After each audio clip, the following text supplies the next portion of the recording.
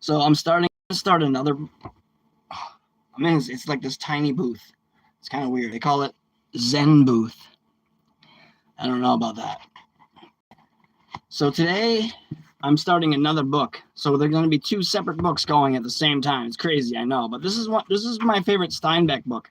It's called The Wayward Bus. That's an old thing. The Wayward Bus by Steinbeck. And it says here, I pray you all give audience and hear this matter with reverence. By figure a moral play. I can't read that. It's in like Old English. I can't read Old English. Can you? So we don't have long, and I wish I had like a clock or something, because I don't know how to get out of here, like the phone thing. Copyright 1947.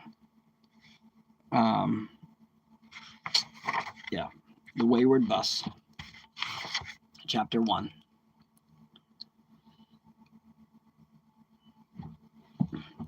"42 miles below San Isidro, on a great northern highway in California, there is a crossroad which for 80-odd years has been called Rebel Corners. From here, County Road goes at right angles toward the west until, after 49 miles, it connects with another north-south highway that leads from San Francisco to Los Angeles and, of course, Hollywood. Anyone who wishes to go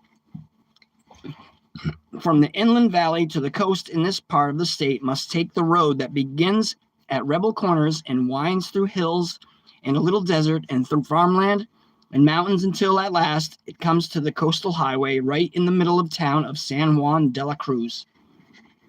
Rebel Corners got its name in 1862. It is said that a family named Blanken kept a smithy at the crossroads.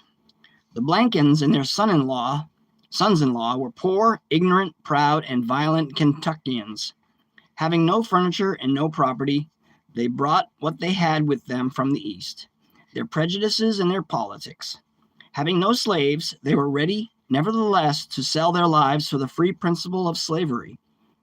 When the war began, the Blankens discussed traveling back across the measureless West to fight for the Confederacy.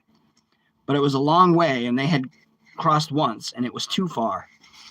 Thus it was that in a California which was preponderantly, that's the word, preponderantly, for the North, the Blankens seceded 160 acres and a blacksmith shop from the Union and joined Blanken Corners to the Confederacy. It is also said that they dug trenches and cut rifle slits in the blacksmith shop to defend this rebellious island from the hated Yankees. And the Yankees, who were mostly Mexicans and Germans, and Irish and Chinese, far from attacking the Blankens, were rather proud of them. The Blankens had never lived so well, for the enemy brought chickens and eggs and pork, sausage, and slaughter time, because everyone thought that, regardless of the cause, such courage should be recognized. Their place took the name of Rebel Corners and has kept it to this day. After the war, the Blankens became lazy and quarrelsome and full of hatreds and complaints, as every defeated nation does, so that, pride in them having evaporated with the war, people stopped bringing their horses to be shoed and their plows for retipping. Finally, what the Union armies could not do by force of arms, the First National Bank of San Isidro did by foreclosure. Now, after 80-odd years, no one remembers much about the Blankens, except that they were very proud and very unpleasant. In the following years, the land changed hands many times before it was incorporated into the empire of a newspaper king. The blacksmith shop burned down and was the blacksmith shop burned down and was rebuilt and burned again. And what was left was converted into a garage with gas pumps and then into a store, restaurant, garage, and service station. When Juan Chicoy and his wife bought it and got the franchise to run a public conveyance between Rebel Corners and San Juan de la Cruz, it became all these and a bus station too. The Rebel Blankens have, through pride and a low threshold of insult, which is the test of ignorance and laziness, disappeared from the face of the earth, and no one remembers what they look like. But Rebel Corners is well known, and the Chicoys are well liked. There was a little lunchroom in the back of the gas pumps, a lunchroom with a counter and round fixed stools and 3 tables for those who wanted to eat in some style.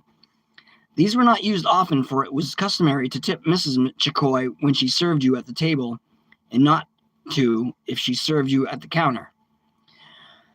On the first shelf behind the counter were sweet rolls, snails, donuts, and on the second, canned soup, oranges, and bananas. On the third, individual boxes of cornflakes, rice flakes, grape nuts, and other tortured cereals. There was a grill at one end behind the counter and a sink beside it. Beer and soda spouts beside that, ice cream units beside those, and on the counter itself, between the units of paper napkin containers, jukebox, coin slots, salt, pepper, and ketchup, the cakes were displayed under large plastic covers. The walls, where there was room, were decorated with calendars and posters showing bright, improbable girls with pumped-up breasts and no hips. Blonde species might judge from the artist and audience that the seed of procreation lay in the memories. Alice Chicoy, Mrs. Juan Chicoy, that is, who worked among the shining girls, was wide-hipped and sag-chested, and she walked well back on her heels. She was not in the least jealous of the calendar girls and the Coca-Cola girls. She had never seen anyone like them, and she didn't think anyone else ever had. She fried her eggs and hamburgers, heated her canned soup, drew beer, scooped ice cream, and toward evening her feet hurt, and that made her cross and snappish. And as the day went on, the flat curl went out of her hair so that it hung damp and stringy beside her face.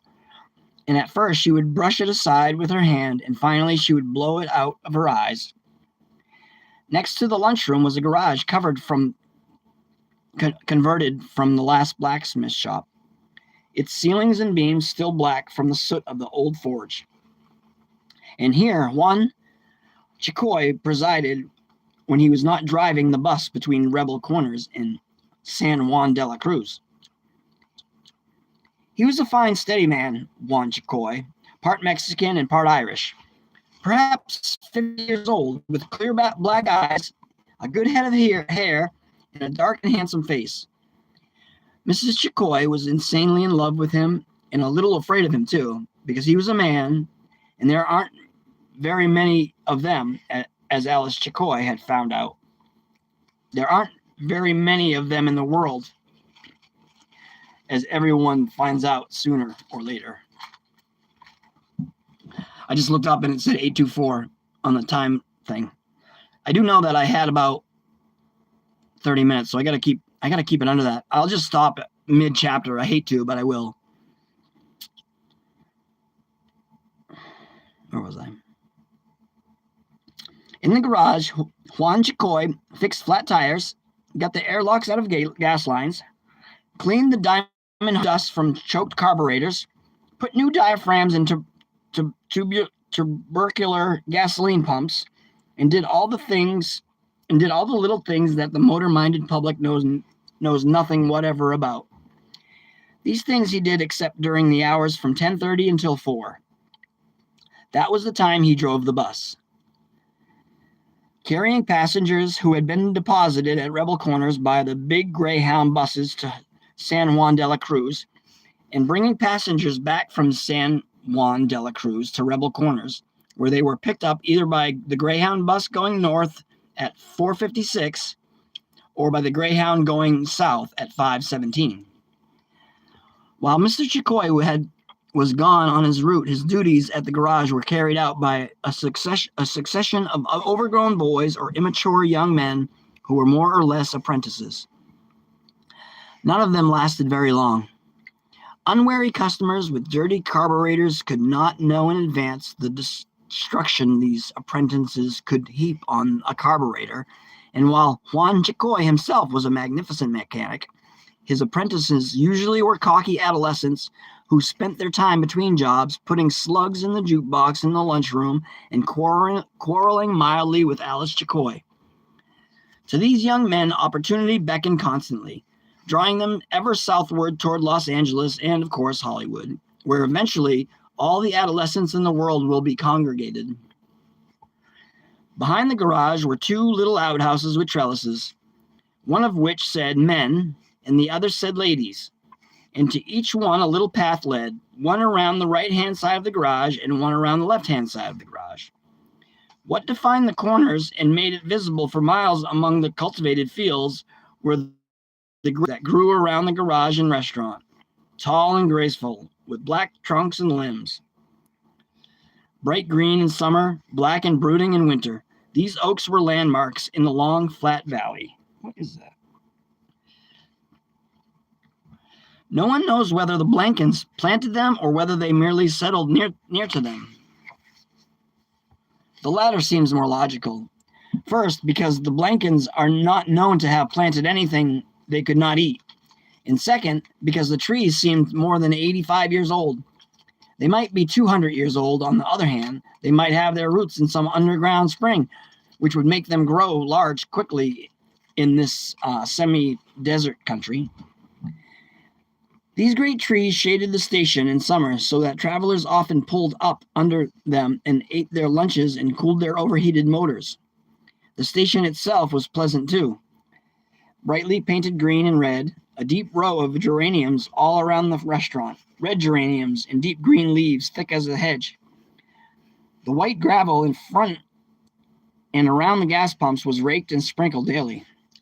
In the restaurant and in the garage there was system and order.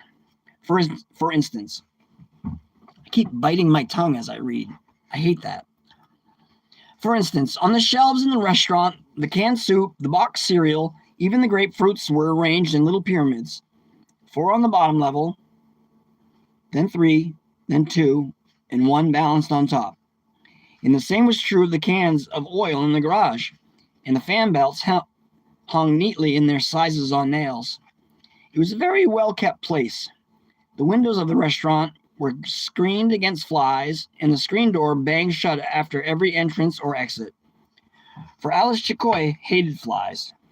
In a world that was not easy for Alice to bear or to understand, flies were the final and malicious burden laid upon her. She hated them with a cruel hatred, and the death of a fly by swatter or slowly smothered in the goo of flypaper gave her a flushed pleasure. Just as Juan usually had a succession of young apprentices to help him in the garage, so Alice hired a succession of girls to help her in the lunchroom. These girls, gawky and romantic and homely, the pretty ones usually left with the customer within a few days, seemed to accomplish little in the way of work.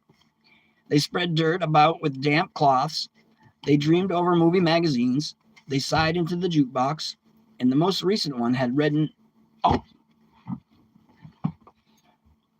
The most reddening, he just gave me a warning saying that we had 15 minutes. I think that's what he said. Where was I? They spread dirt about with damp cloths. They dreamed over movie magazines. We're talking about these women, these apprentice girls. They dreamed over movie magazines. They sighed into the jukebox. And the most recent one had reddening eyes and a head cold and wrote long and passionate letters to Clark Gable. Alice Chicoy suspected every one of them of letting flies in. Norma, the most recent girl, had felt that weight of Alice Chicoy's tongue many times about flies. The routine of the corners in the morning was invariable. With first daylight or, in the winter, even before, the lights came on in the lunchroom, and Alice steamed up the coffee urn. A great godlike silver effigy, which may, in some future archaeological period, be displayed as an object of worship of the race of Amudkins, who preceded the Adamites, who for some unknown reason disappeared from the face of the earth. The restaurant was warm and cheerful when the first truck drivers pulled warily in for their breakfast. Then came the salesmen, hurrying to the cities of the South in the dark so as to have a full day of business. Salesmen always spotted trucks and stopped, because it is generally believed that truck drivers are great connoisseurs of roadside coffee and food. By sunup, the first tourists in their own cars began to pull in for breakfast and road information. The tourists from the north did not interest Norma much, but those from the south, or those who came over the cutoff from San Juan de la Cruz, and who might have been to Hollywood, fascinated her. In 4 months, Norma personally met 15 people who had been to Hollywood, 5 who had been on a picture lot, and 2 who had seen Clark Gable face to face. Inspired by these last 2, who came in very close together, she wrote a 12-page letter which began, "Dear Mr. Gable," and ended, "Lovingly, a friend." She often shuddered to think that Mr. Gable might find out that she had written it. Norma was a faithful girl. Let others, featherbrains, run after the upstarts, the Sinatras, the Van Johnsons, the Sonny Tuffs. Even during the war, when there had been no Gable pictures, Norma had remained faithful, keeping her dream warm with a colored picture of Mr. Gable in a flying suit with 2 belts of .50 caliber ammunition on his shoulders. She often sneered at Sonny Tuffs. She liked older men with interesting faces.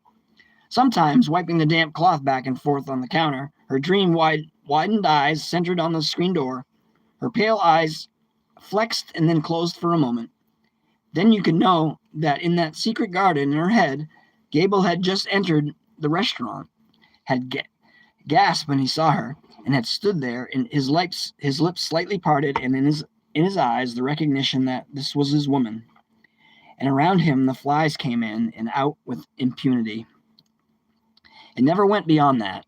Norma was too shy, and besides, she didn't know how such things were done.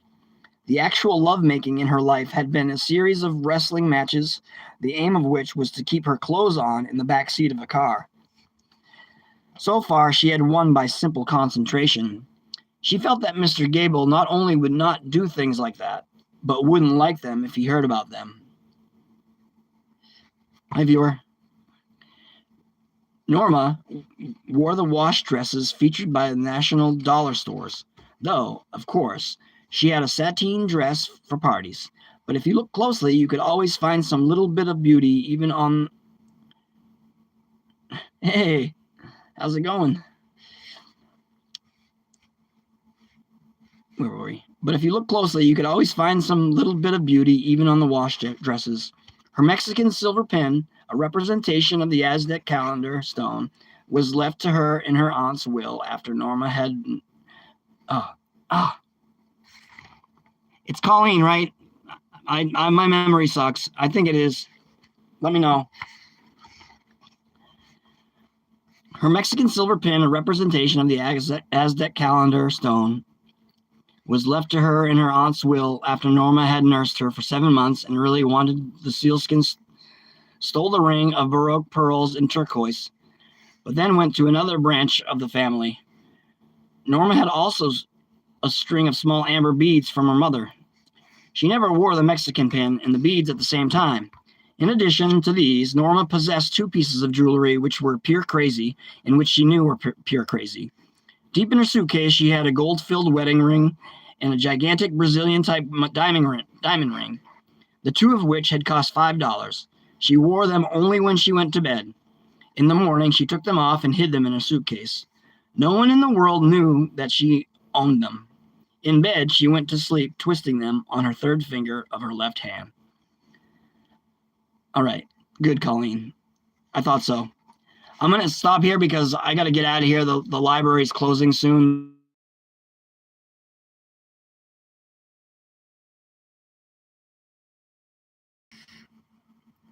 All right. I have to end this because it's weird, but check it out.